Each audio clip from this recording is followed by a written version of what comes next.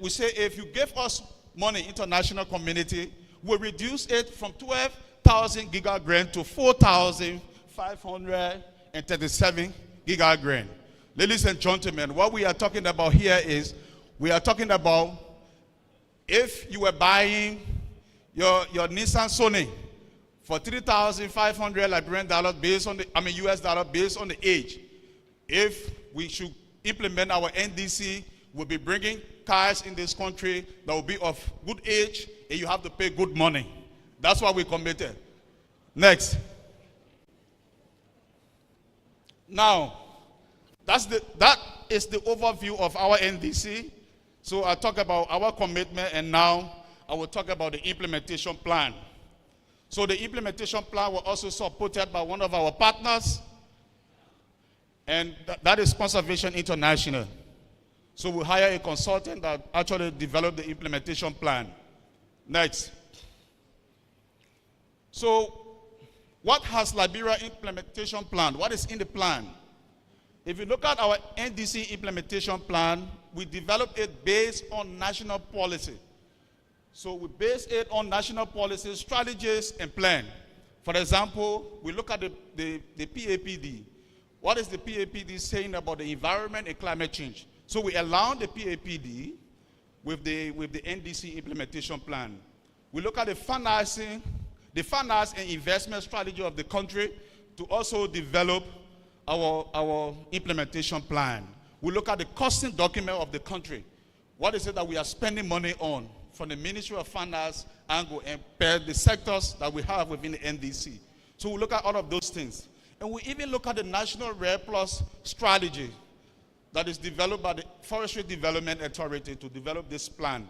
And then we look at our NAP, the National Adaptation Plan, as well, to develop the NDC implementation plan. But if you look at the plan lays out the roles of stakeholders. So we have now NDC sectors.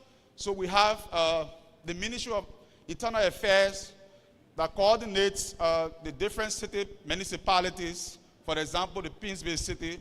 So we capture the Pinsville City within the NDC, which is the waste sector. So our coordination cut across those sectors. And then we have a result framework within the NDC implementation plan.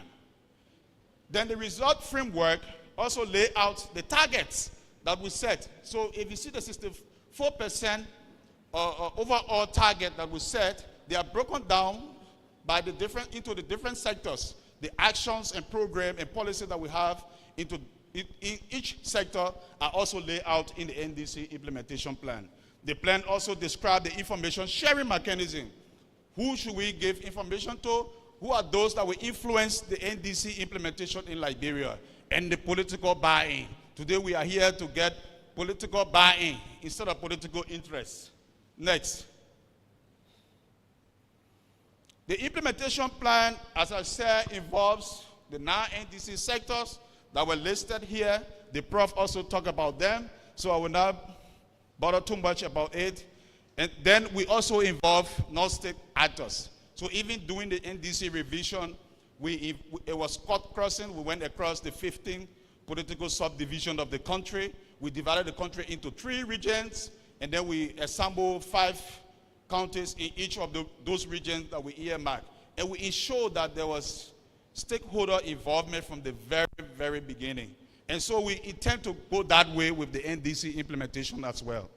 And even companies. Today, in this hall, we also invited some of our major partners and companies in this country. We invited ArcelorMittal. I remember we sent our invitation to all oil palm companies in the country. So I believe they are in this hall. So if you are here, we say welcome and thank you for coming. Next. So the coordination mechanism, how are we going to ensure that we are able to coordinate activity between the 9 NDC sectors? Because the EPA is sitting there, and then you have the sectors that we should be working with to coordinate and ensure that we are able to implement and then track NDC progress from those non-ministry and agency. So my role as the NDC coordinator is to support the government of Liberia in engaging with the sectors, ministry and agency, and then to also coordinate activities We then facilitate and mobilize actors and resources for the implementation of Liberia's updated NDC. That is why today we are here. We're able to organize this meeting to invite all of our partners to say this is what we have done. Look into the plan. If you check around, we condense our NDC implementation plan into a handbook. So that handbook will be distributed to all of you, and then you're going to see what we have in the NDC implementation plan. Next.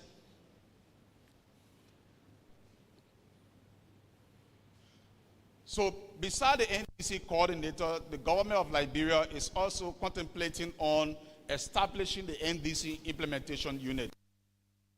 The other activities that the coordinator may not capture as an individual.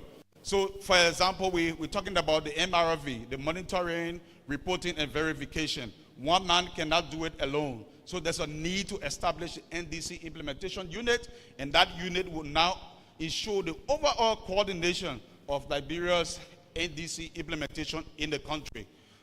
The unit will also have to report, they will have to coordinate as well, and then they have to make sure to work with partners to mobilize the necessary climate funders needed. Climate funders, you are here. Next. Now we go to NDC costing. That was the implementation plan. We have it copied, we have it condensed into a handbook.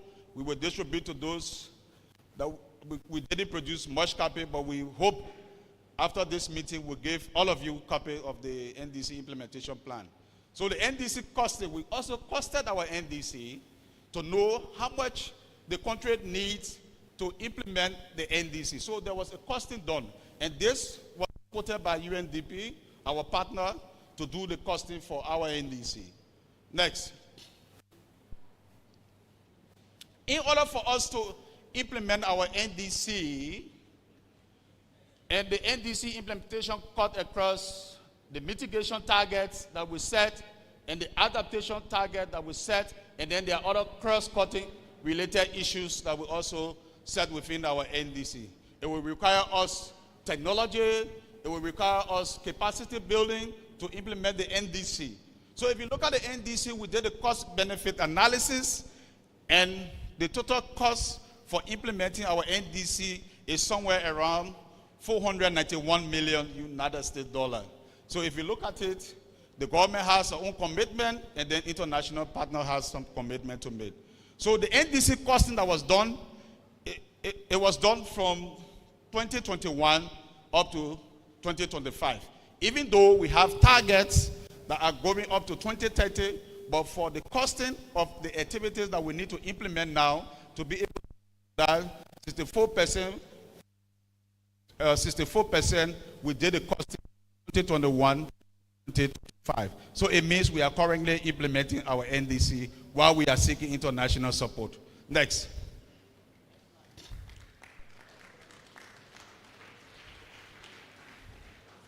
So go back please. The cost-benefit analysis, we consider the monetary value of activities. So there are activities within the NDC implementation plan that we costed. So those activities, for example, we say we want to do policy assessment, how much it will cost us to do the policy assessment. We want to set aside 30% of our forest, how are we going to do it? The environmental impact social assessment that should be done, how much it will cost us to do that particular assessment to be able to set aside the 30%, the 30% of the forest that we want to set. So we did the cost-benefit analysis, and then next. I don't have time. I'm seeing somebody telling me I should leave. So when we're doing the cost-benefit analysis, we identified projects, programs. That is, we went to the non-ministry agency and see what they were already doing. Those existing programs and projects, they are already implemented, are climate change related. We're also costed to know what they are doing and then what they have not done. So the cost consider all of those things. Yeah. So this is the formula I use. I'm not a costing expert. The prof is here. He's a financial expert. He can tell us this formula. Next. The Ndc Financing Strategy. Of course, We revised our NDC. What next? We developed the NDC Implementation Plan. Yes, what next? We costed the NDC. And so what? We have to develop the Ndc Financing Strategy to know we're going to finance those activities. Who are those going to help us to finance those activities? What will the government contribute? What will be the government own percentage? Next. So we know that the NDC costing, as I said, is 490 million. But how are we going to split out the 490 million to access the necessary climate finance? So the targets, the government own commitment is 15% unconditional commitment, and then 85% is conditional commitment from our international partners. And then it cut across those 9 NDC sectors. So you can see that we are running up to 2025. We don't have time. We hope today we can get commitment from our partners on how we're going to implement our NDC. We are hoping to raise some money in this hall today because we cannot leave the Pinsville Town Hall without commitment. So we are hoping that you will make some commitment to us. So we have about 82% estimated for climate change mitigation activity alone. And then we have about 18% of the cost for adaptation. We know adaptation basket is small, but we know that some of our partners will be looking at both the mitigation and adaptation. If you are here for mitigation, say yay. Very good.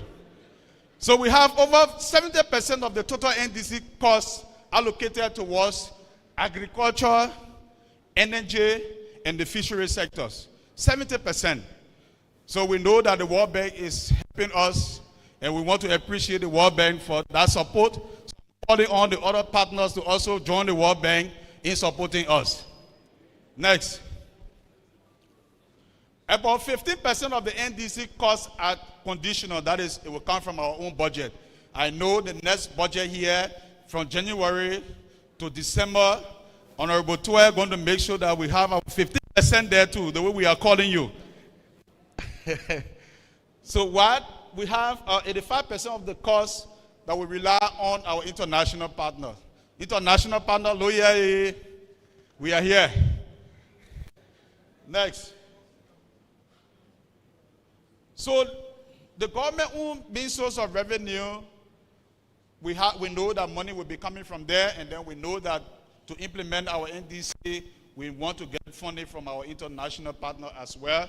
And so the NDC Financing Strategy is geared towards how the government will put in money and how our international partner will put in money. It's a big document, but I tried to summarize the document to present it to you.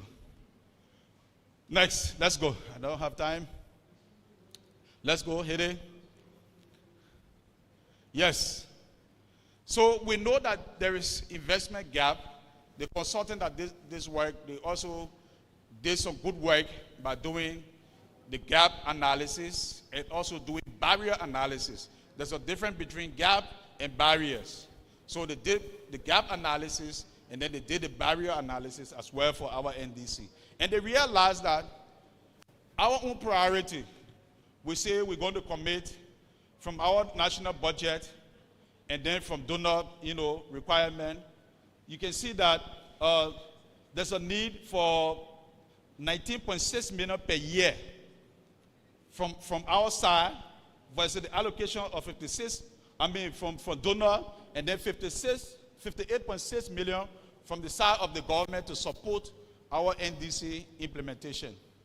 And then also we have the development budget needs as well. We have 83 million per year versus the allocation of our partners of 20 million United States dollars.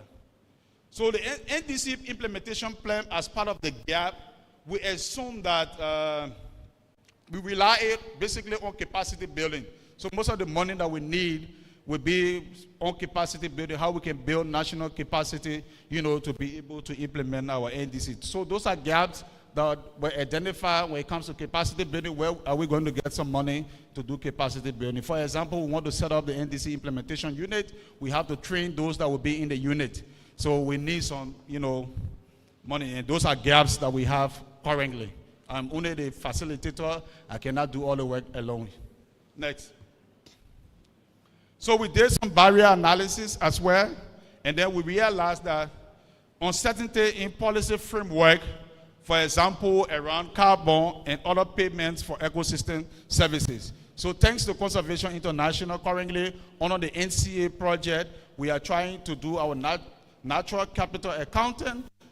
If we do that, then we are able to overcome this gap when it comes to ecosystem, services. And then we also, due to COVID-19, at the time we were preparing this, COVID-19 was still around, and I believe COVID-19 is still around because when you are traveling, you have to use your nose mask. And so other countries are still affected. The overall global target now is to fight and defeat COVID. And so we know that they will be also looking that way. So it's a barrier for us in terms of implementing our NDC. Donors funding will be going towards those activities. I hope, when we did it at the time, there was no war in Ukraine.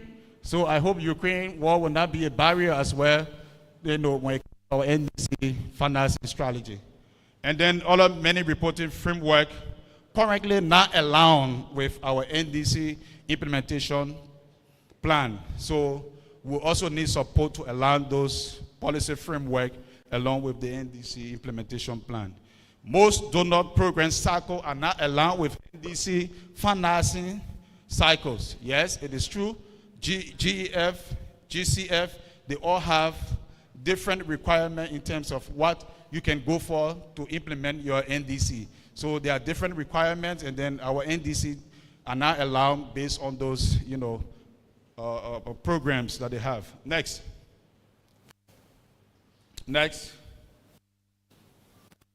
Thank you very much for listening. Thank you so much, Mr. Canning. So I noticed that something about fundraising attract people. When Mr. Canning was speaking, he talked about the updated NDC sector. He talked about the NDC implementation plan. As soon as he reached to the fundraising strategy, they gave him an applause. So can we give it up for Mr. Canning, please? Thank you. Thank you so much. Next on our agenda, we have special remarks. But before this is done, I will caution the audience to please be silent, put your phone on silent, and listen, because our first speaker will have him virtually.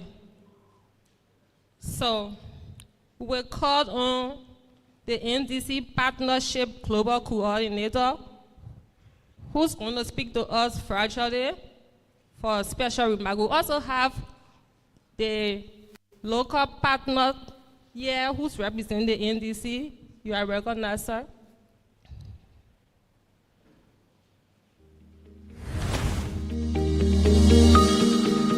His Excellency Dr. George Mané Wera, Honorable Ministers, Excellencies, representatives of development partners, ladies and gentlemen, all protocols observed.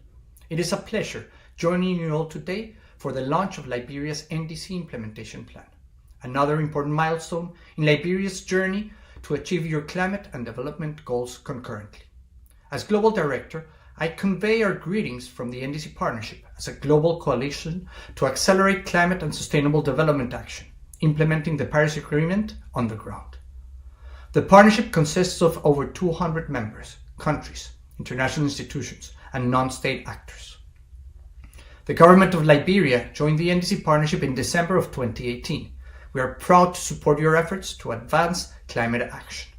For example, under the Climate Action Enhancement Package, or CAP, the Ndc Partnership provided technical and financial support to enable the revision of Liberia's NDC.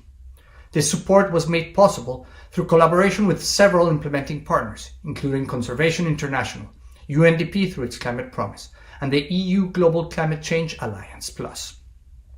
Liberia recently received support from the partnership to conduct subnational economic reviews at the county level, as well as to develop county development plans. This is in addition to the support for technical advisory towards Liberia's post-COVID-19 economic recovery efforts, which we delivered in 2021.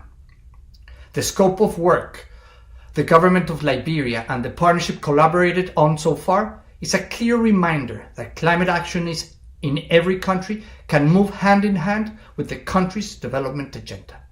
The successful collaboration is not only due to the ownership of the government through its nominated focal points at the Environment Protection Agency and the Ministry of Finance, but also to the complementary efforts of development partners, some present today, including UNCDF, that founded the deployment of an NDC in-country facilitator to coordinate NDC-related activities amongst government and other relevant stakeholders.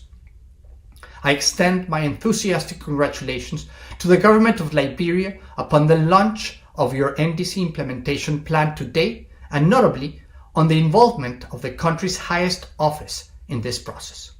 NDC implementation plans, also known as NDC partnership plans, are result-based frameworks designed to accelerate the implementation of countries' NDCs in priority outcomes areas, developed by governments through whole of government and whole of society processes. Liberia's NDC implementation plan outlines outputs, performance indicators, timelines, and responsible government agencies, and matches this with partner support from NDC partnership members and beyond. This can therefore be used as a tool for coordination, planning, transparency, progress tracking, and resource mobilization. Exactly what Liberia will need to move beyond this stage. I invite development partners present today to utilize the NDC implementation plan to guide their own programming in responding to Liberia's short, medium, and long-term goals. This is the foundation of the partnership model of coordinated collective action. The partnership's country engagement process facilitates vast range of potential support available thanks to our broad membership, which offers diverse technical and financial contributions towards climate action for countries like Liberia. We are at your disposal to advance your efforts towards sustainable development. I will end by pledging our continued support towards Liberia's climate and development ambition, and once again congratulate the government and its partners upon what has been achieved so far. By acting together, we achieve more. Thank you very much. Thank you. That was Mr. Pablo Fiara. Thank you. We'll ask our partners to please be brief when it comes to the remarks. Next is Conservation International for a special remark.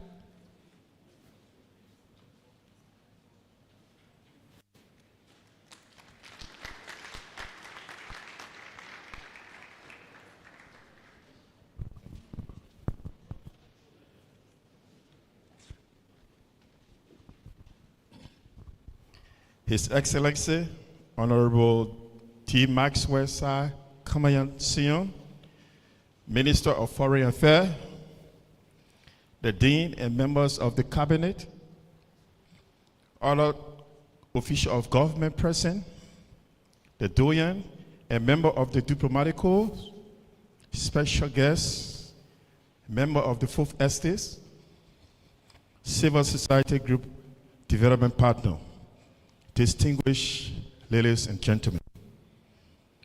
I bring you special greeting from Conservation International Foundation CEO, Dr. M. Sanjan, Chairman of the Board, Peter Seleman, and Vice President for Africa, Suzanne Ngoyi.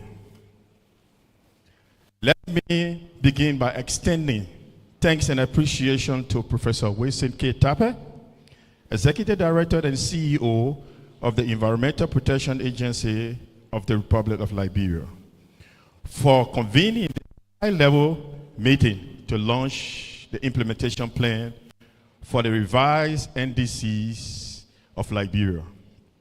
Special thanks also go out to our donor, the NDC Partnership, the Global Environment Facility, the Embassy of Sweden, and other development partners for supporting this important launch and other conservation work in our great country, Liberia.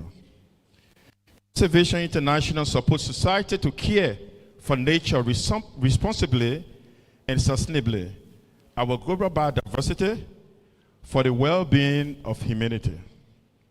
Conservation International lead initiative aim to improving the livelihood of local communities while reducing greenhouse gas, conserving natural ecosystem, increasing the resilience of Liberia to confront the challenges of climate change.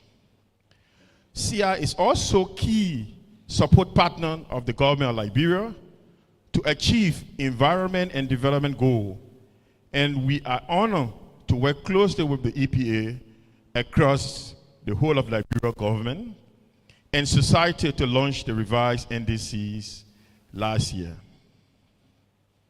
Liberia's commitment to confront climate change are ambitious and show the kind of climate leadership needed across the globe. To realize this commitment, CI was accepted to help lead the development of the Ndc Implementation Plan and create a detailed roadmap for how we can collaborate to set Liberia on a path to green and climate resilient development. We are delighted to officially welcome the Ndc Implementation Plan today. In support of the Ndc Implementation Plan, CI is excited to help Liberia to achieve its goals to protect and restore their irreplaceable natural ecosystem, sustainably manage its working landscape. For instance, CI Blue Ocean Program, supported by CIDA through the Embassy of Sweden, is advancing Liberia's climate and biodiversity target through protection and sustainable use of its marine and coastal resources. The Blue Ocean Program is working with local communities and across government agencies to enhance integrated management of coastal and ocean space to protect Liberia's rich carbon, mangrove, and wetland, conserve their richness of life, and enhance community ecosystem resilience. The program aims to spur economic growth by partnering with local communities to diversify, support small businesses, and improve market linkages across coastal and marine value chain, such as plastic and fishery. This is just an example of the cross-cutting work of Conservation International and our partner contributing to the Liberian NDC implementation. Similarly, Conservation International has been thrilled to be working closely with the Ministry of Finance and Development Planning to ensure that the revised PAPD and the Liberia Economic Recovery Plan are climate smart and aligned with the national agenda and the Sustainable Development Goal. Through the support of the NDC partnership, this work will continue over the next year to roll out the first climate-sensitive sub-national economic review, county-level development agenda aligned with the NDCs, and launch the climate change decks to lead Liberia climate-smart development planning.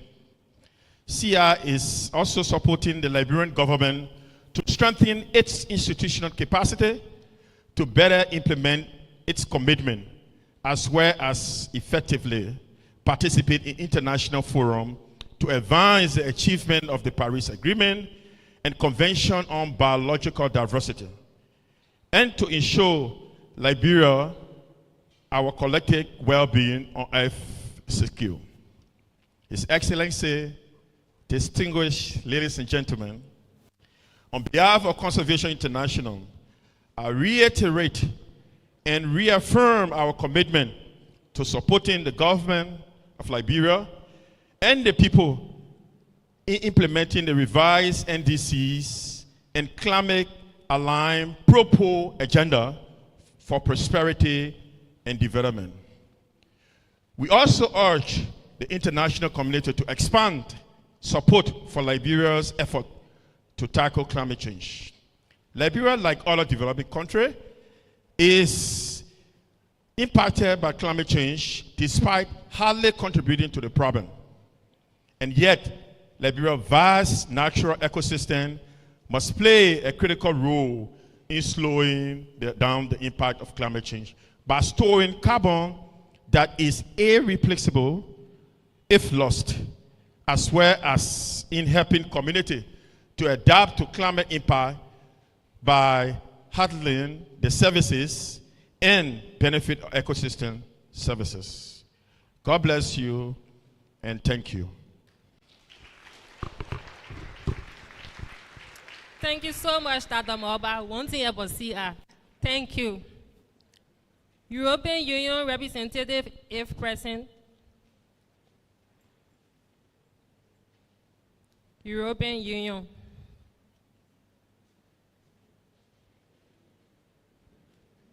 UNDP, if present.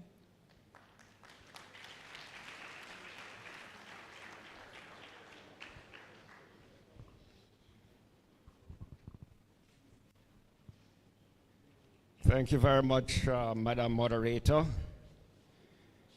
His Excellency, the Foreign Minister, and my dear friend, Minister Kimaya, Minister of Mines and Energy,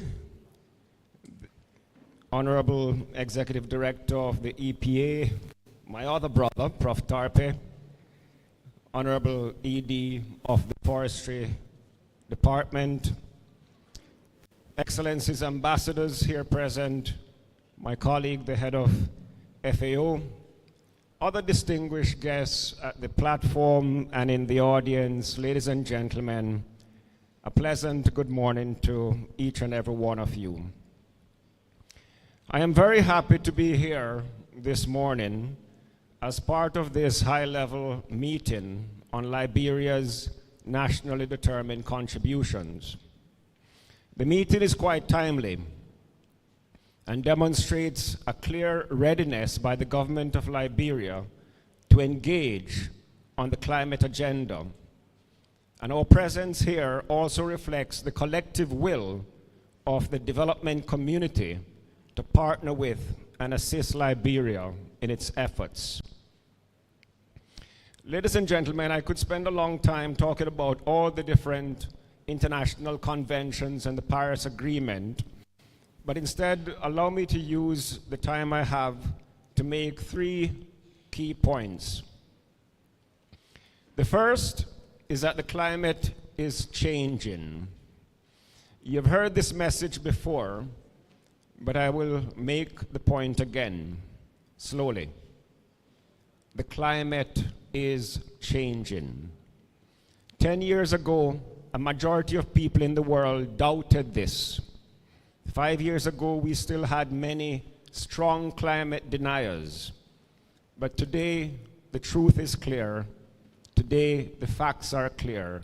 Today, science has proven that the climate is in fact changing.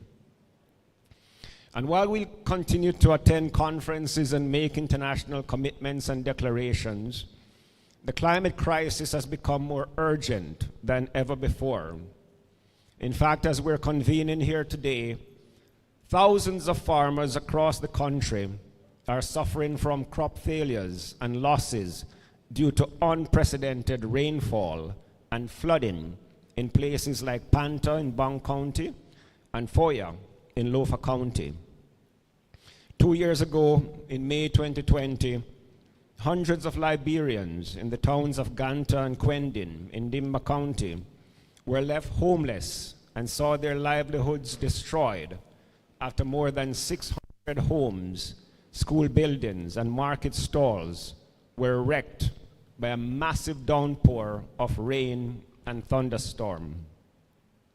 In coastal areas like Greenville, Buchanan, Harper, and Monrovia, millions of people continue to be exposed to floods and to coastal erosion.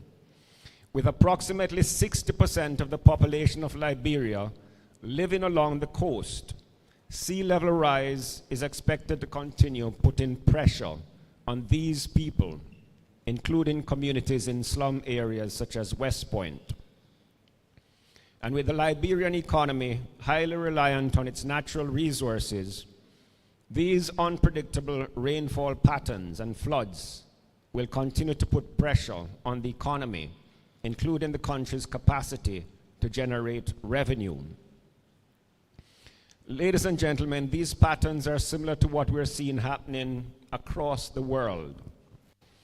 For those of you who have been watching the news since June 2022, you'd have seen that floods caused heavier than unusual monsoon rains and melting glaciers, which are described as the worst in the country's history, killed thousands of people in Pakistan. In Europe and North America, we saw severe heat, storms, droughts, and fires. In places like the Pacific, entire countries are at risk of disappearing because of climate change and sea level rise.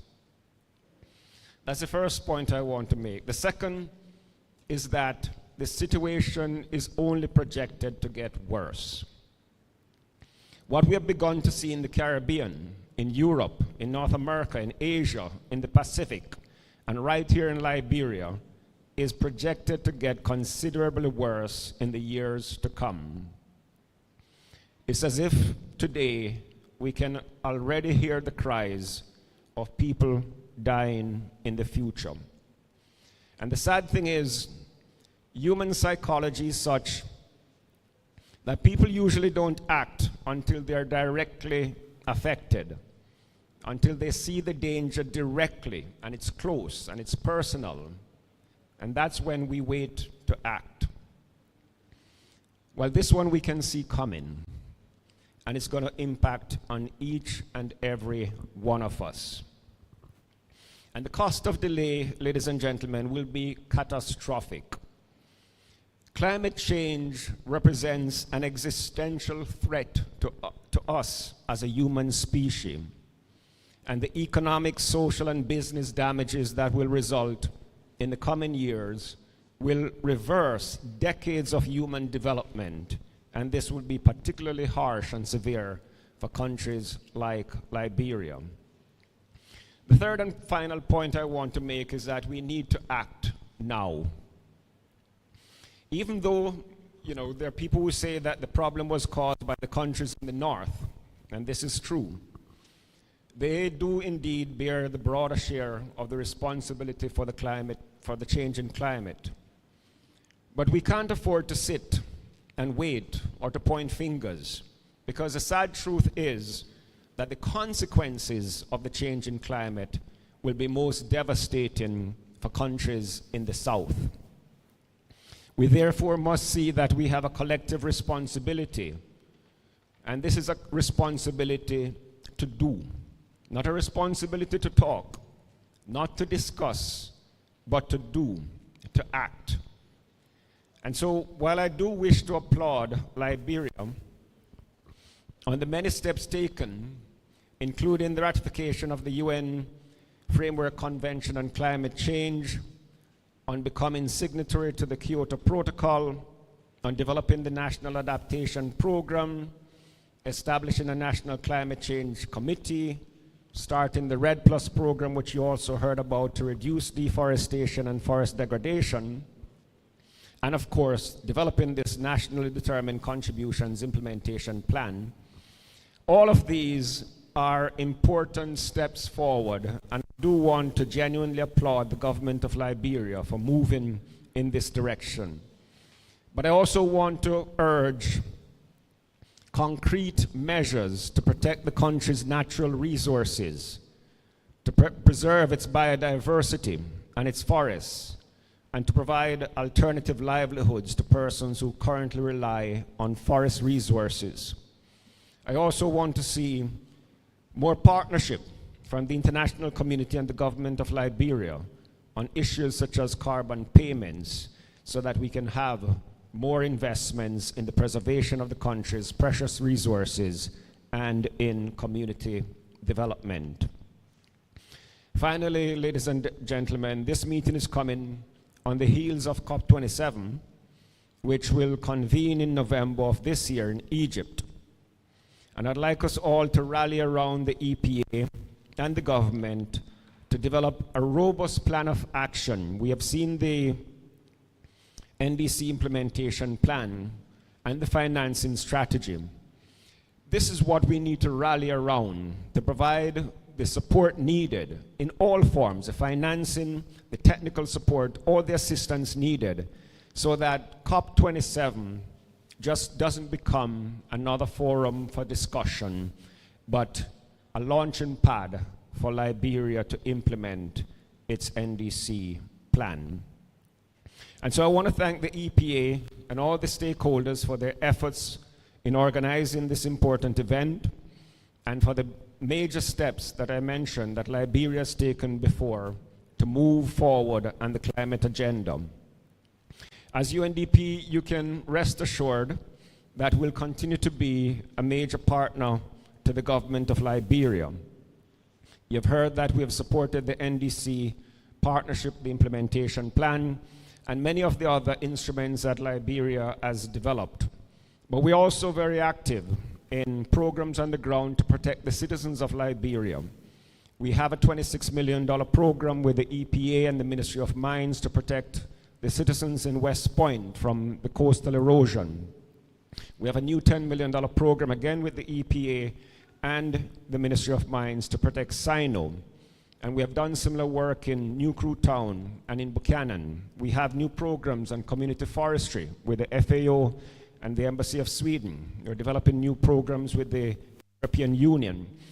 I would say we have 60 to 70 million in programs to help protect Liberia and its natural resources, its people and its natural resources. So UNDP will continue to be a strong, vibrant player in this sector and a strong partner to the EPA, to the Ministry of Mines, and of course, to the government of Liberia more broadly. Thank you so much for your time and attention. Thank you. Thank you so much, UNDP. UNDP came with a message, and it says the climate is changing.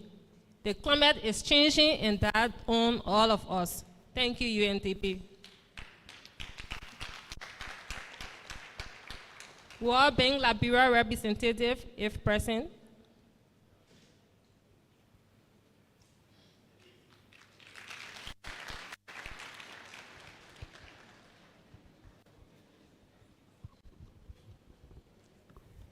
Thank you very much. All protocols observed.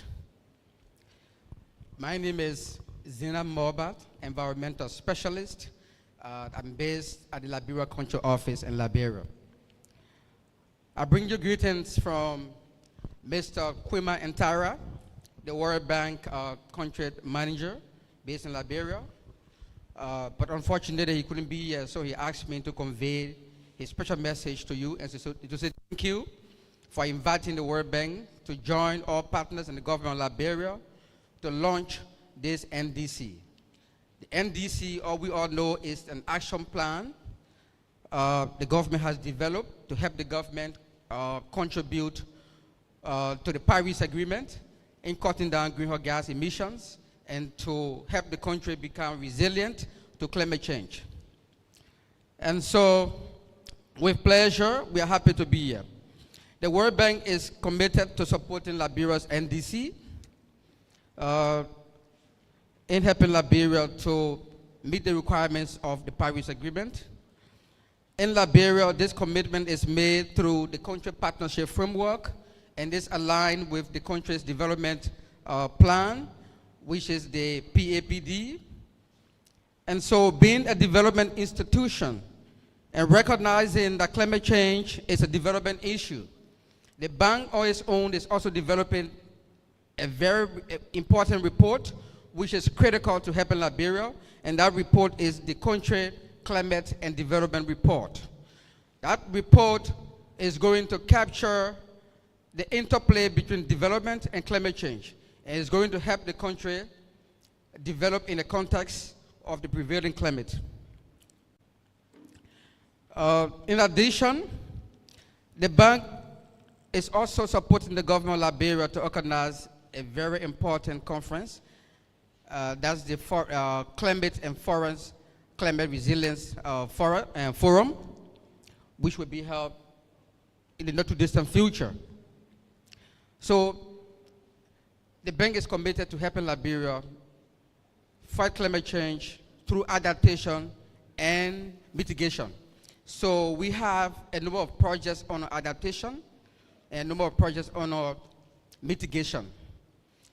The forestry project that the bank supports is supports the government goal or the target in the NDC under for mitigation. And it's sad to say the project will be closing in less than a year, but there have been important achievements that we think Liberia can leverage to move forward in supporting the targets under the NDC. So, as I stand here on behalf of the bank, I'm going to take the message, the key message from this launch back to my bosses, and I'll show you that we're going to continue to partner with the government of Liberia and our partners to ensure that climate change is not just an environmental issue, but it's a development issue that we all can fight to make this country resilient, to make the world resilient. Thank you very much. Thank you, World Bank. African Development Bank, if present.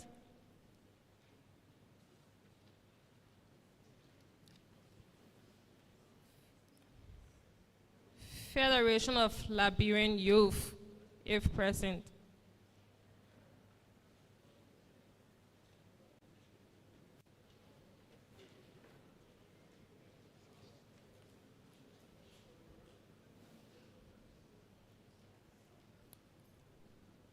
U.S. Embassy, if present. British Embassy, if present.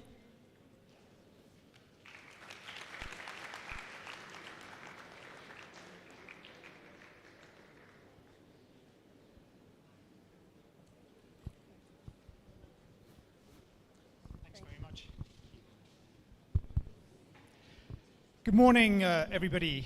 My name is Neil Bradley. I'm the British Ambassador. Permit me to stand on existing protocol. First of all, I'd like to thank the Government of Liberia and the Environmental Protection Agency for convening today's high-level meeting. It's also an event which the UK government is pleased to support financially towards the costs of bringing everybody here, convening everybody here today. Now, the launch of the revised National Determined Contribution Implementation Plan is a reflection of Liberia's willingness to mobilize, to inspire action, to meet the challenge of implementing the Glasgow Climate Pact. And that brings me to a particular focus of my remarks. And you all know this, but sometimes it needs to be repeated. If we do not bend the curve of global warming downwards, and do so in this decade, and we have 8 years left, we will go beyond the limits of our ability to adapt. So this decade is a crucial one. Now, around the world, as we've already heard, we're beginning to see what our future could look like. We've heard about excessive rainfall in Liberia. We've heard about extreme monsoons in Pakistan that have flooded an area of land greater than the size of my own country. The United States this year has experienced extreme drought. Europe has had its worst drought in 500 years. Similarly, in China, the worst drought they have experienced, with key sections of the Yangtze River drying up. So the reality of these events is a cycle of disaster, rebuild, disaster, rebuild for millions of people around the world. And we also know that these extreme weather events are increasing in frequency, in their ferocity, and that is set to worsen unless we take action. So we need to do better through more urgent climate action to drive implementation of our commitments, and commitments made in my country at COP26 in Glasgow last year. Now, when the world came to Glasgow in November 2021, the UK's presidency of COP shepherded nearly 200 countries to forge the historic Glasgow Climate Pact. Now, our overall goal right from the start was to get enough commitments to ensure that we keep alive the prospect of limiting global warming to no more than 1.5 degrees above pre-industrial levels. And I think we can say with credibility that we've kept that aim alive. We made critical progress on adaptation, on climate finance, on loss and damage, on empowerment, and many other issues. We also have to be frank that implementation of such an ambitious program is going to be very challenging. The world has changed markedly since November 2021, overshadowed by Russia's illegal war in Ukraine. Countries around the world are facing perilous economic and geopolitical conditions, and there are threats to energy security. We are all grappling with soaring inflation, rising debt, and food insecurity. For many, climate might not have been front of mind, but we need to recognize that climate justice is completely interlinked with economic and social justice for so many people around the world. So my message here is frank. The Glasgow and Paris language must be the baseline of our ambition, and we can't retreat from that. This is a critical moment to redouble our efforts, resist backsliding, and ultimately go further and go faster. Now, all of the climate action I've talked about today, all the promises that have been made, they all have one thing in common. It requires us to turn the billions of dollars currently flowing into climate finance into trillions of dollars. Now, for its part, the United Kingdom, my country, is a substantial contributor to international climate finance. We've made a commitment which, at current exchange rates in US dollars, amounts to $13 billion over 5 years. So we fund the funders. But we're also providing significant support to Liberia in other areas. And in particular, I would highlight strengthening forestry governance to ensure sustainability of Liberia's forests, but also conservation of Liberia's biodiversity. And we are also funding 2 young Liberians to go to COP27 in November and to represent youth of Liberia. Thank you. But it's not just for governments and civil society actors and international organizations to take action. Businesses and financial institutions must radically reimagine what it means to be a 21st century company or enterprise. And countries such as Liberia are quite rightly strengthening their capacity to mobilize climate finance to meet their NDC targets. And more broadly, further their sustainable development. So the legacy of COP26 and the legacy of COP27 next month must be that our leaders did not pass up the opportunity for climate action and that they answered the call of future generations. Thanks very much.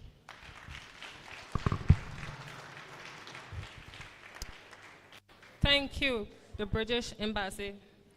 Sorry, there was an oversight in my agenda, and I will call today's podium the Civil Society Group of Liberia, if present.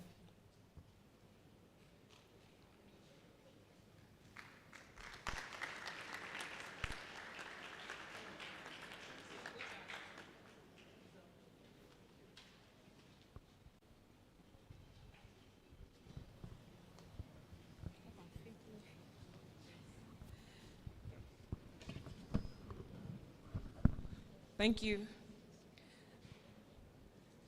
Let me recognize the high table and to say all protocol observed.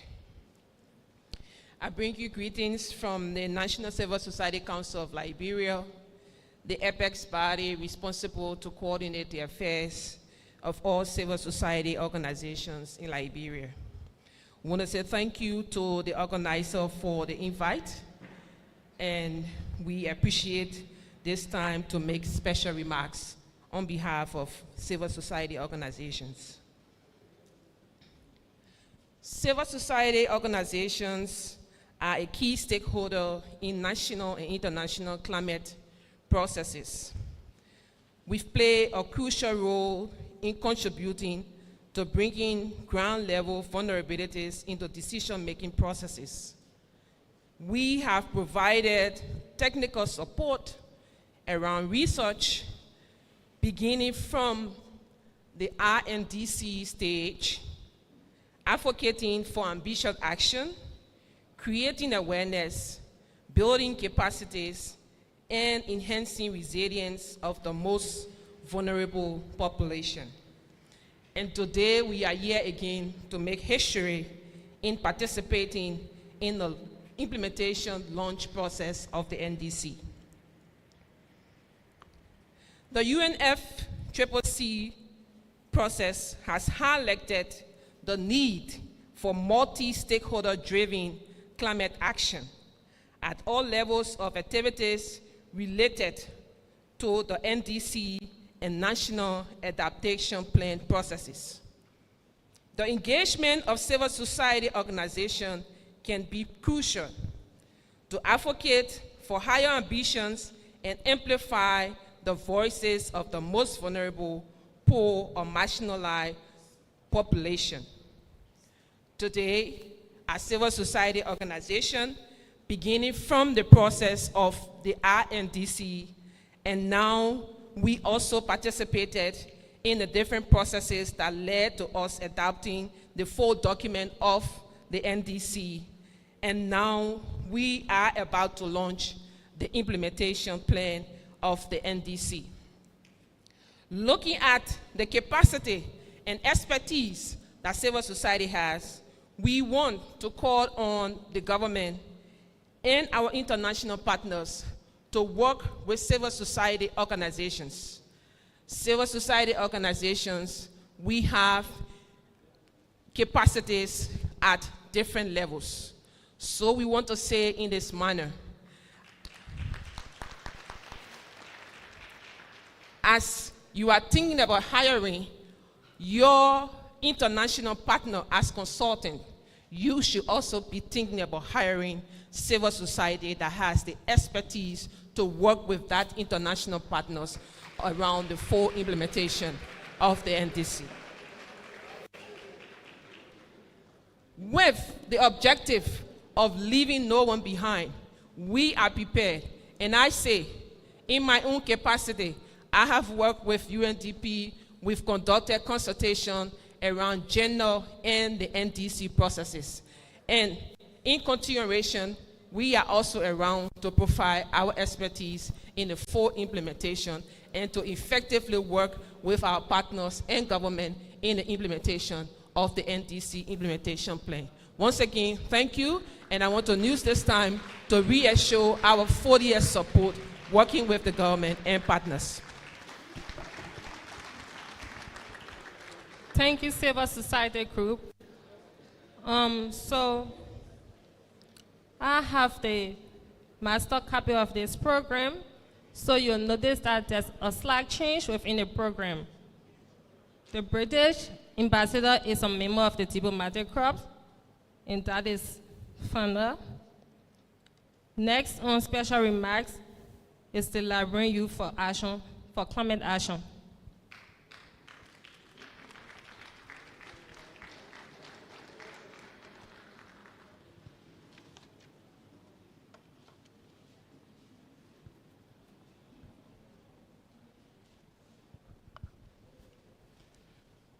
All protocol observed. Ladies and gentlemen, my name is Ezekiel Yanfor. I represent the Liberian Youth for Climate Actions, climate activists and environmentalists in this room. It is important to put young people at the heart of the climate plans to ensure their knowledge, experiences, expertise, vulnerabilities in the face of climate change are integrated. Youth participation is been happening here today, but the young people should not only be called for lunches, for conferences, for meetings, but we should be called as experts and consultants to make sure that the NDC is implemented. We have been called numerous times. We have been called numerous times to show that the young people are included. In this hall, you have so many young people here today, but we don't want it to be a form of showing that young people are inclusive. Calling us for meetings, for conferences, is not what we want. It's not what we need. It's not what we expect from the government, but we expect that the young people sit at the beginning of programs implementation. The young people are at the intervention angle and also evaluation. So as we launch today's meeting, we don't want you to stop here, but rather call us to make sure that the NDC is implemented. On the NDC implementation unit, we are calling on the EPA through the office, Professor Wilson Tape, to establish a youth task force that will be inclusive of all young people who are at the front line advocating, fighting against climate change, and implementing actions locally in the communities to be included on that task force so that we can form part of the implementation of Liberia's NDC. To close, the young people need to be trained as youth negotiators on the various sectors of the NDC. So many times, you cannot call us, you cannot make the young people to only go for COP and sit and watch you speak, but the young people need to be trained as young or junior negotiators so that we ourselves can negotiate on our own behalf. Lastly, we want for the young people projects to be implemented, to be supported, because finance has been one of the main struggles for the young people. We constitute 60% of Liberia population, so when we talk about implementing the NDC, we need support for our local project. Thank you very much. Thank you. Thank you so much, the youth. And back to our diplomatic crop, the Swedish embassy, if present.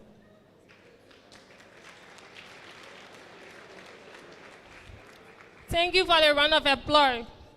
Please, we need your attention as the ambassador is about to speak.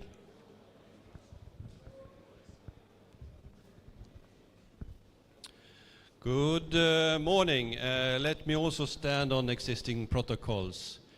It's a real privilege for me as the Swedish ambassador to be here. Also maybe representing the EU. We are members of the EU.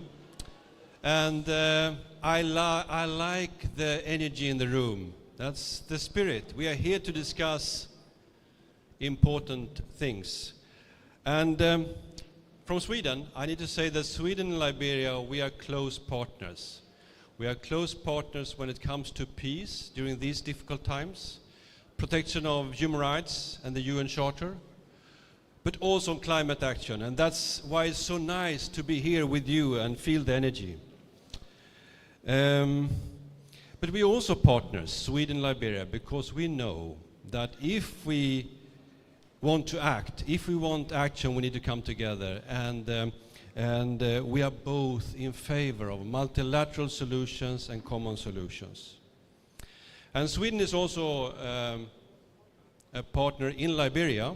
We are working on in many fields, but also in environment. And we follow the lead of the government. The PAPD is the structure for prosperity and development for people, but also for the country and the globe, contribute to the globe. So I wanted to mention a couple of things. Sweden has just entered the forestry sector, and we have signed an agreement with FDA and UNDP and FAO on sustainable forestry. I also want to mention that we have a, I would say, quite strategic partnership with the Land Authority to clarify, to make it more possible for people and community to own land and manage the land in a sustainable way. Thank you for that partnership. And I also want to commend and welcome the initiative by the President and the government to discuss how to make forestry governance more strong, to have a sustainable forestry sector which is asset for Liberia, but also for the world. Sweden is also working on agriculture, climate smart agriculturing. We work on energy, smart solutions, off-grid solutions with renewable energy. We are working on fisheries, on strengthening local fishery sustainable ways. But also we heard when we entered the message from the mayor of Painesville that we need to also have a clean environment where we are. We need to look into the waste. We need to look into how to make waste management sustainable. And our message is let's look into recycling. How to make waste a wealth. And I need to mention that we are working with green cities on strengthening recycling possibilities of plastic. And we welcome further partnership on that. And also that Liberia takes forward the agreement to ban single-use plastic in Liberia to make a more clean environment for all of us here. But as I said, we are partners, and I need to say that we were very happy to welcome Honorable Minister of Foreign Affairs and Director Torpe and civil society to Stockholm in June this year, where we had Stockholm Plus 50, a climate meeting, where we came together not to discuss new goals, but how to implement the goals we have better. Because we know by working together we can accelerate our common efforts and make a transformative change. And I will end by saying that to make that transformative change, we need all voices. We need the government, we need development partners, but we need the civil society. We need the women, the famous Liberian women, and we need the youth to take the lead and to drive this forward. So thank you very much for that. So let me end by saying thank you very much for inviting us to this. We welcome this launch, and we know now it's implementation, implementation, and implementation, guided by inclusivity, transparency, and accountability. Then we can make a change. Thank you very much. Thank you, Swedish Embassy. The U.S. Embassy.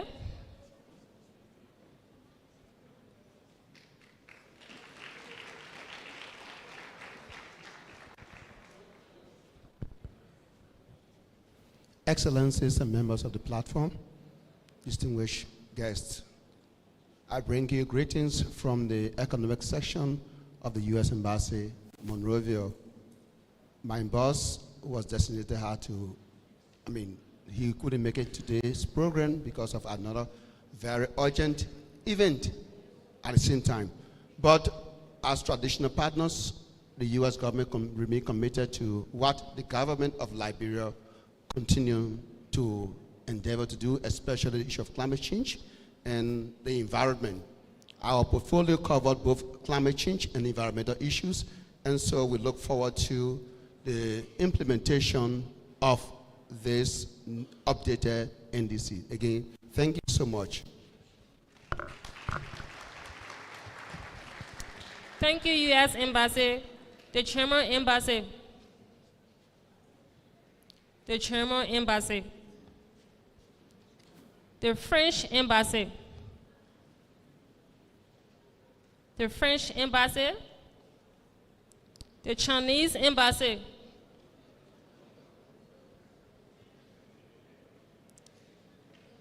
The Chinese Embassy.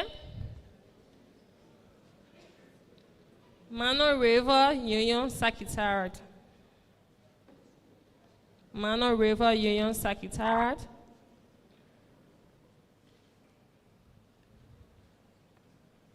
ECOWAS.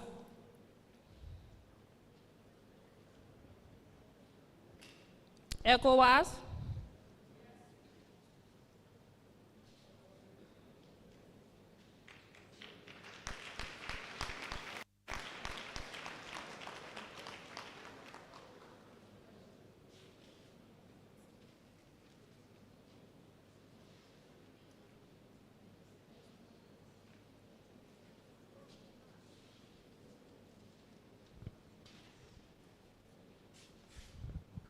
Thank you.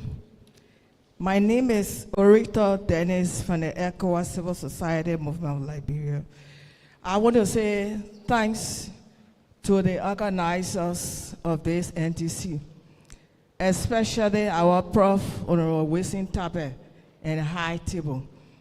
What I observed in the NTC is that the other two major institutions, Lens Mine Energy, the FDA, I think they need a roadmap to add onto the EPA. When those two institutions have the roadmap, actually, because the mining sector is the economy of this nation, and it has to do with a lot of degradations, potholes, and other things, and including the FDA, which is dealing with the forestry sector. It has to do with carbon and the rest of it. So another observation is the women. You talk about the youth. We need women participation, especially adaptation and resilience. When this climate change started, we were with them with the EPA. And we from the ECOWAS Civil Society, we're going to stand by them in time of creating awareness in these areas. Thank you so much. Thank you, ECOWAS. The Egyptian Embassy, COP27 Presidency. The Egyptian Embassy.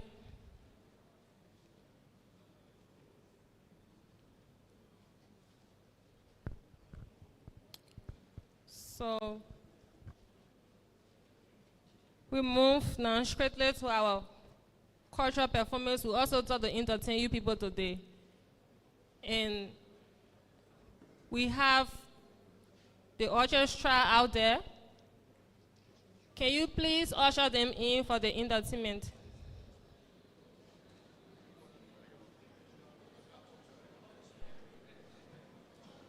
The orchestra.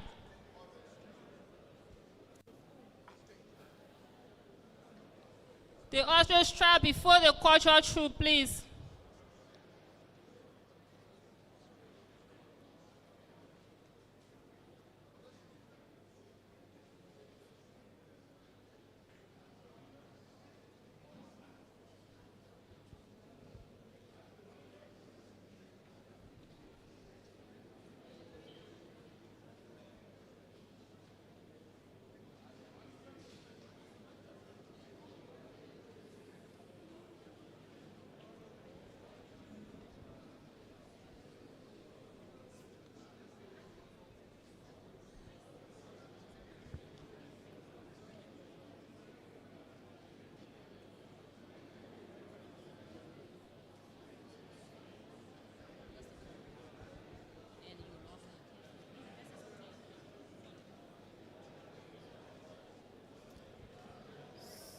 So these young Liberians are kids into music, and trust me, you're going to love their performance. And you could also encourage your children, if they are also music lovers, to be a part of them.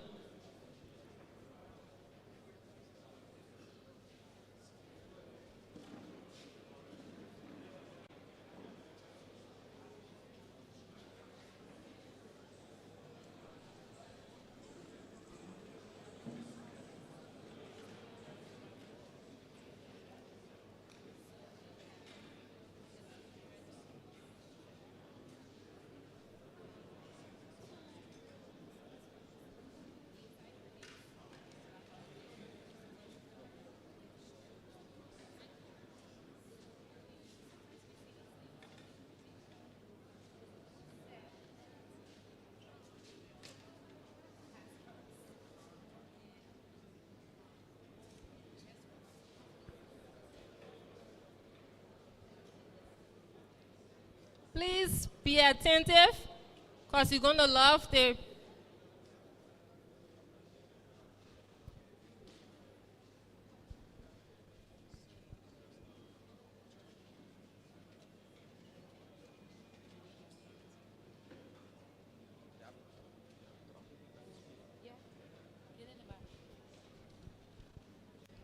Good afternoon, everyone.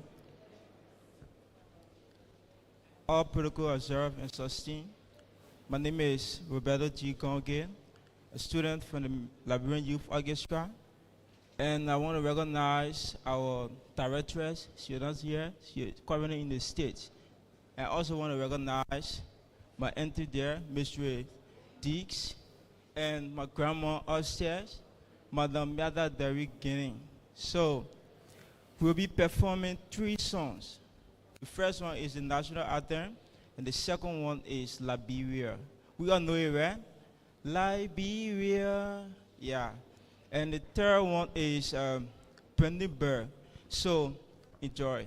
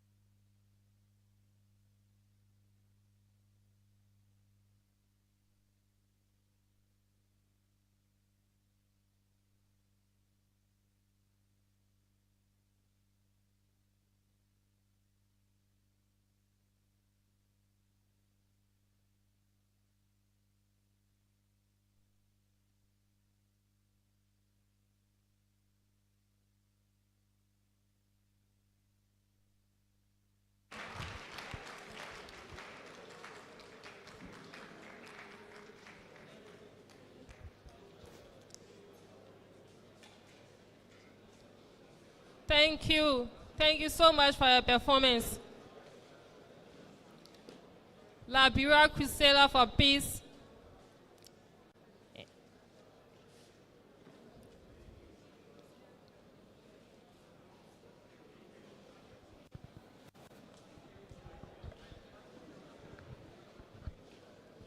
Thank you. I know the Minister of Lands, Mines and Energy was shaking his head. You know why? Because he is a musician and I can just watch him. You know, I'm very grateful to be here. The climate is changing and we're going to demonstrate that into the performance. Professor Tapper, thank you for inviting me. I'm also grateful to the UNDP for the partnership. Thank you.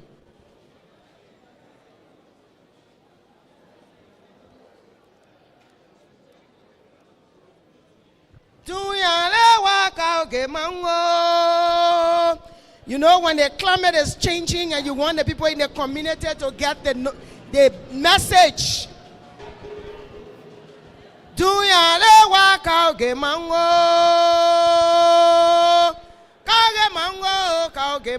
yanda e ka ge mango yanda ka ge mango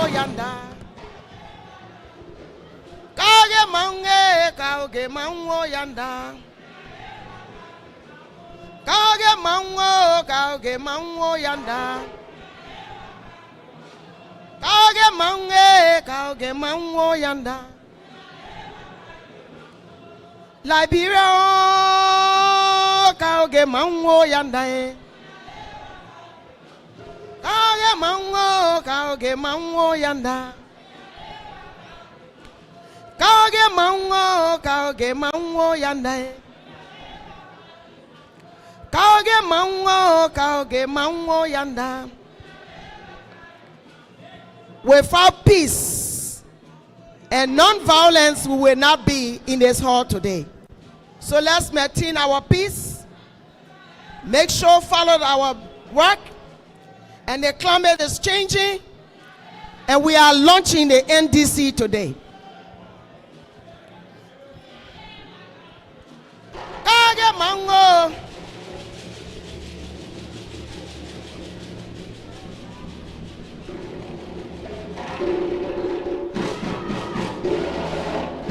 The Ndc financing is a must.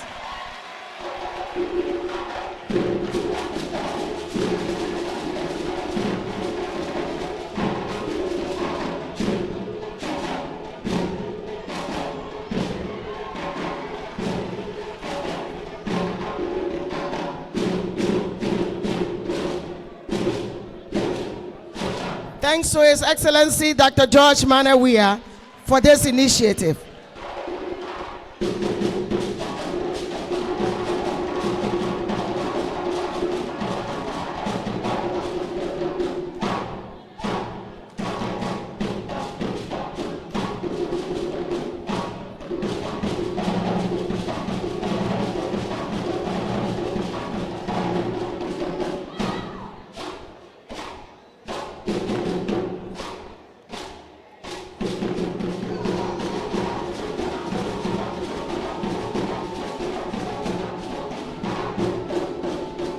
Let's protect our environment and make sure we get away with our waste.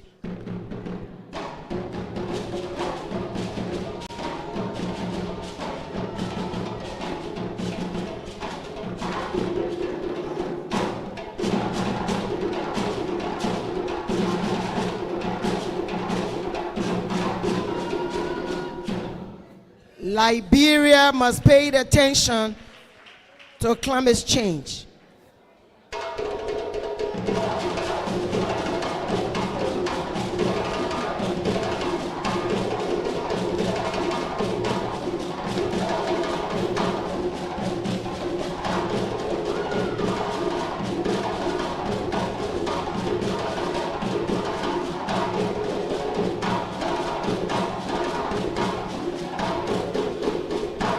Thanks to our partner for supporting Liberia.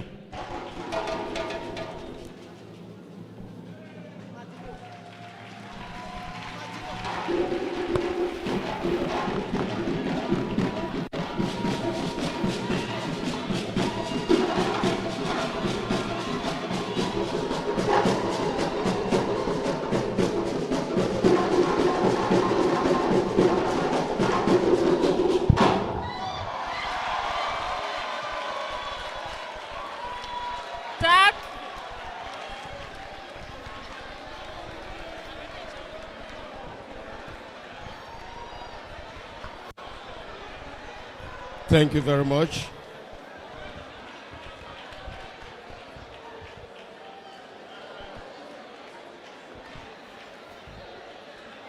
Madam Mayor, Pam Taylor, the Mayor of the City of Painesville, members of the Cabinet present, Professor Tape, Executive Director and Chief Officer of the EPA of Liberia, members of the Diplomatic Corps present, distinguished co-members on the high table, members of the international organization present,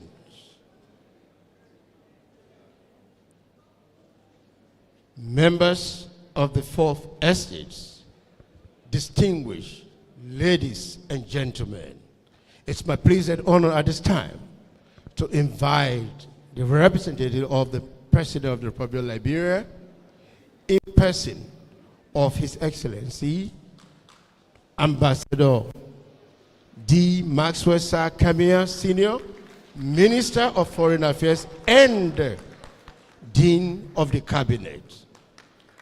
Mr. Minister. Thank you. Please have your seats. Thank you. Thank you.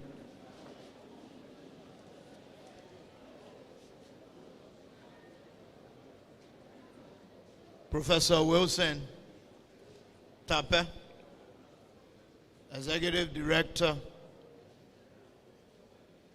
of the EPA,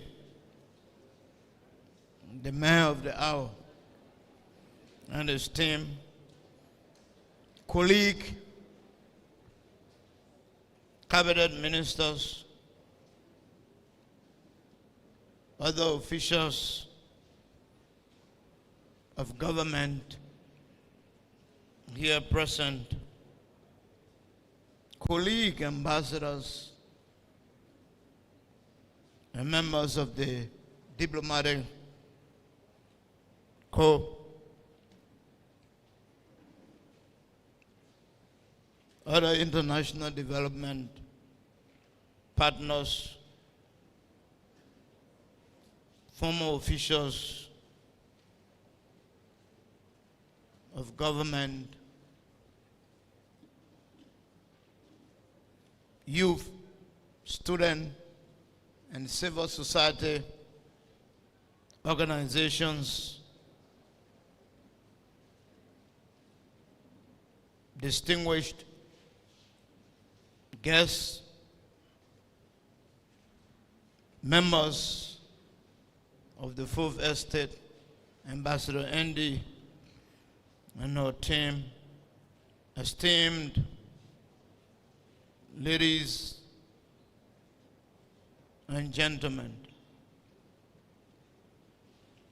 We stand here in representation of His Excellency Dr. George Manneh, President of the Republic of Liberia. And we will be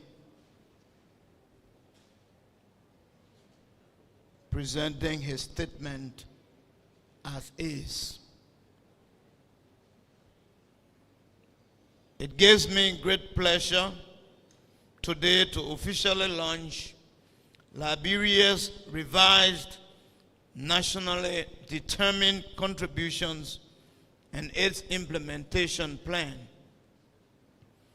Let me begin by reminding all of us that no country today, including Liberia, is immune from the increasingly negative impact of climate change. You will all be aware that Liberia continues to experience the adverse consequences of this phenomenon, which is characterized by disruption in the agriculture sector, an increase in coastal erosion, and perennial flooding in various urban communities.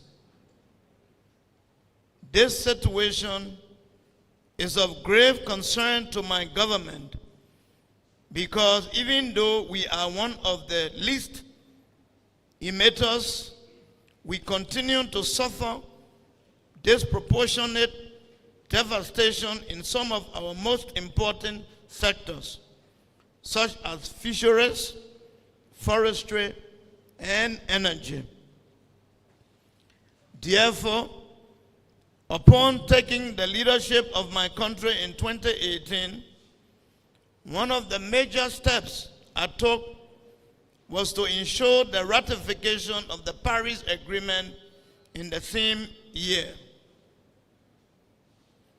The ratification of this agreement demonstrated my government's highest political commitment to ensure that Liberia is among the Committee of Nations working together in addressing climate change with focus on mitigation, adaptation, technology transfer, gender, capacity building, and more importantly, predictable and sustained finance. Furthermore, I convened a national climate change and environment conference in June of last year to mobilize my citizenry and our international partners to work together to address the issue of climate change and the environment.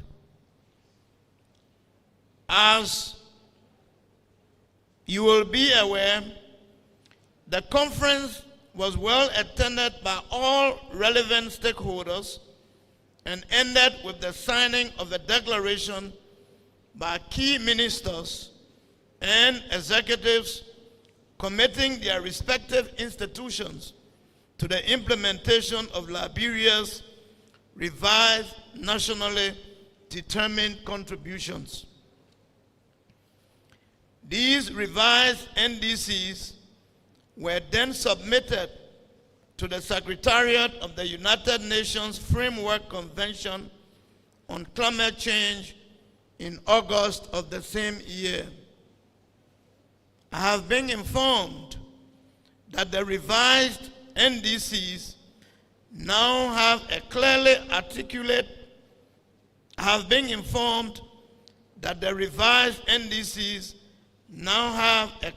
articulated implementation plan, which we are also here to launch today. I am told that this implementation plan is expected to be a tool to allow NDC sector coordination among all government institutions, working closely in conjunction with our international development partners to collectively implement the priority projects that have been identified and report on progress. I therefore call on all officials of my administration to develop and take charge of the bankable projects embedded in the Ndc Implementation Plan, and urge you to work with the Environmental Protection Agency of Liberia in ensuring that our commitments in the NDCs are implemented to the fullest. Let me also express our gratitude to the NDC partnership. Our partners have lent their assistance to place this implementation plan on an international online platform. Distinguished guests, ladies and gentlemen, currently we are working with other governments and international institutions to further engage on my government's commitment to ensuring that Africa has a carbon trading mechanism, as was articulated by me during the high-level summit at COP26 in Glasgow last year. In order to confirm the progress being made, towards this commitment, I am informed that this gathering will be followed by a 2-day high-level Article 6 training session, which is bringing together partners from both within and outside of the region to support this effort. Let me use this opportunity to call on our donor partners working with our relevant NDC sectors to exert their best efforts to mobilize the necessary climate finance needed to implement our NDC-related projects. I wish to assure you of my government's full support in this regard. Distinguished guests, ladies and gentlemen, I now have the honor to officially launch the revised nationally determined contributions and its implementation plan. I wish you every success in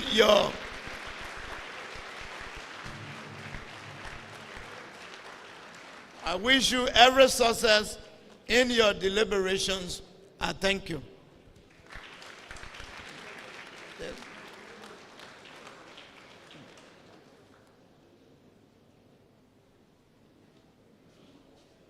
Okay, by protocol, I now have the honor to officially launch the revised nationally determined contributions and implementation plan. I thank you.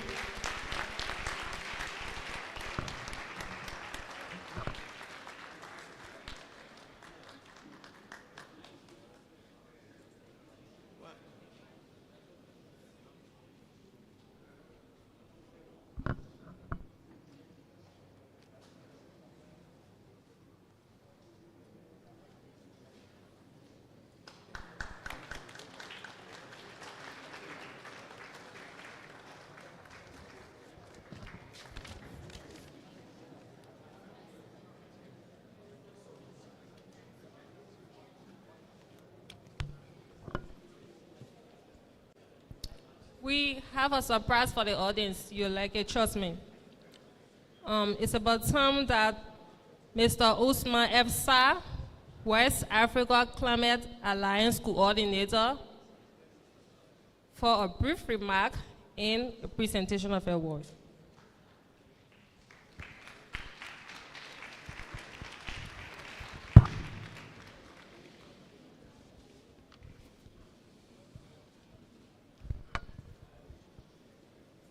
Good morning, everybody. First of all, let me recognize all authorities present in this high-level platform and say all protocol observed. My name is Usman Falsar, and I'm the coordinator of the West African Alliance on Carbon Markets and Climate Finance.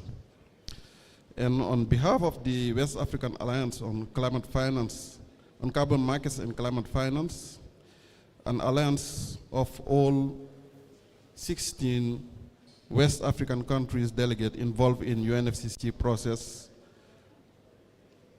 created since 2016, I'm really grateful to the government of Liberia for the warm welcome and its commitment at the highest level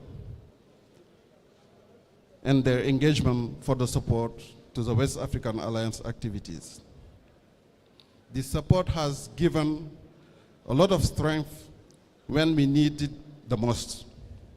For your information, Liberia and Benin are co-chairing the steering committee of the West African Alliance on Carbon Markets and Climate Finance. And now, I would like to congratulate the EPA, especially its executive director, for his trust in us and his words of encouragement and believing in us at a very early stage. The West African Alliance on Carbon Markets and Climate Finance supports countries in our sub-region for the implementation of the Article 6 of the Paris Agreement by enhancing the capacities of stakeholders, supporting both technically and financially the participation of the Alliance activities on the ground. At this second phase of its activities, the Alliance emphasizes on in-country readiness and action plan development for each country's implementation of the Paris Agreement. We received a lot of support from Liberia in this place, and I would like to take this opportunity to thank again our director, Mr. Wilson Tarpe, who has been designated by our alliance as our ambassador. And in recognition of all the efforts, the commitment made by Mr. Tepe, I would like to award him a certificate. And Mr. Chris.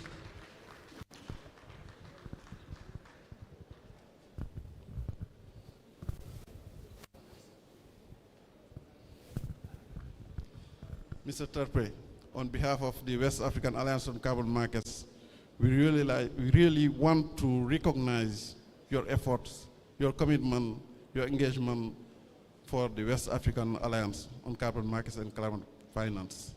And the leadership you showed during our activities is really recognized by all of the members. And I would like to take this opportunity to give you this award, this certificate, and say you thank you and good luck. Thank you.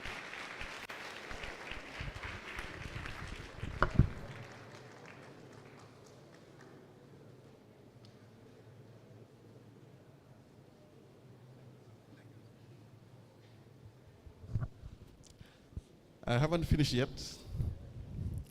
Also, in recognition of his leadership and engagement taken in Glasgow, and it's been mentioned several times in the speeches, we would like to show our appreciations to the President of Liberia, His Excellency Mr. George Maneweya, by giving him this portrait. And I invite the Honorable Minister of Foreign Affairs and the EPA Director to join me to give this portrait. I know that you will find a portrait in every office in Liberia, but this one is very particular because it has the logo of our alliance.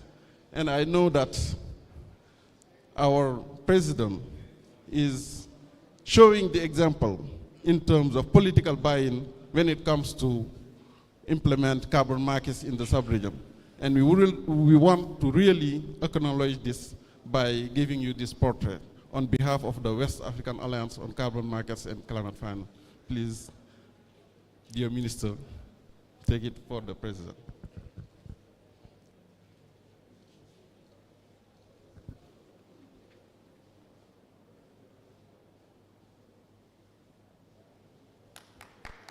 And for my personal notes, I really appreciate the welcome, the warm welcome in Liberia, because it's my first time in this country. And I'm from Senegal, and I know the relationship between Senegal and Liberia, and the strong relationship between our President, Mr. Macky Sall, and the President, George Maneweya. Thank you for your attendance. Thank you so much. Thank you. I would like to call on Honorable C. Mark Doyen for closing of today's session, Managing Director of FDA. Closing of the first session for today.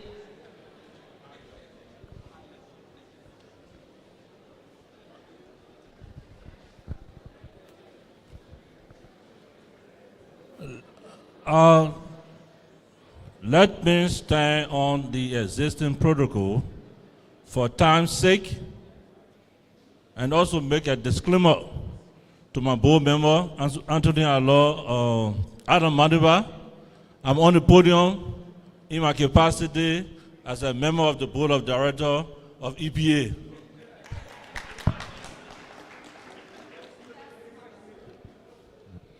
Distinguished ladies and gentlemen, let me clearly state here that the implementation of the plan started long before the launching. Because at the FDA, we are beneficiary of American generosity. We received $20 million United States dollars to help legislate our proposed national forest into national park and reserve. So the Americans have started spending their money on us already. Then give a hand to the Americans. It's good. And I've also received additional $8 million United States dollars routed through UNDP, but actually provided by the Swedish government. So we already got $28 million committed. Am I right? Yeah. Good. We'll look for more. But just before I close, we as a nation and as a people, we do have obligation as well. And our obligation may not be necessarily in monetary terms, but it will be a renewed commitment and change in attitude of us as a nation and as a people. We cannot have local government officials selling up our lowland and people building houses there unauthorizedly, and we think that we will not feel the impact of climate change. We cannot have local government authority outside, like Monrovia, entering into clandestine deals to sell trees to pit soils. We must renew our commitment. As we receive extended support, we should change our mind and attitude and to ensure that we live in a way that promotes climate resilience. On that, and with time fast spent, Your Excellencies, distinguished ladies and gentlemen, let me extend my thanks and appreciation to my big brother and friend, Professor Wilson Tape, for the opportunity given me and the FDA to make a brief remark at this forum. I know that the forest, I almost said that the forest is the biggest thing in the environment, but then I was a little bit afraid because I think the ocean may be a little bit bigger. So thank you all, everyone, for coming, and we hope to see you afterward. May God bless you.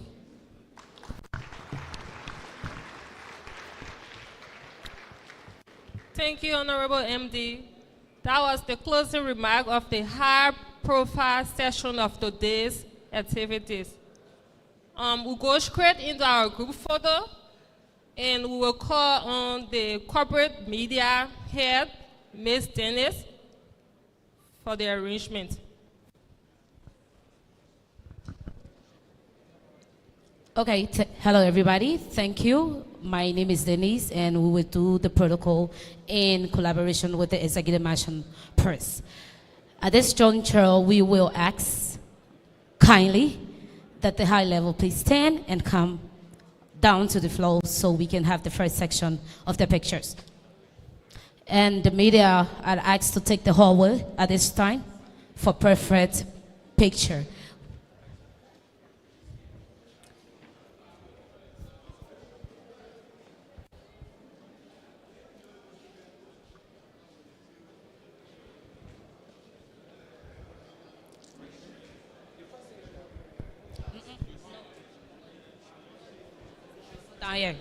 Yes, please. It won't. The banner will be high. Yeah.